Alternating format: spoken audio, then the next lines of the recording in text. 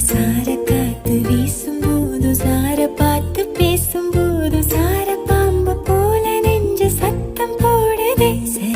சார காத்து வீசும்போது சார பார்த்து பேசும்போது சார பாம்பு போல நெஞ்சு சத்தம் போடுதே. இத்து போன நெஞ்சு தைக்க ஒத்த பார்வை பார்த்து செல்ல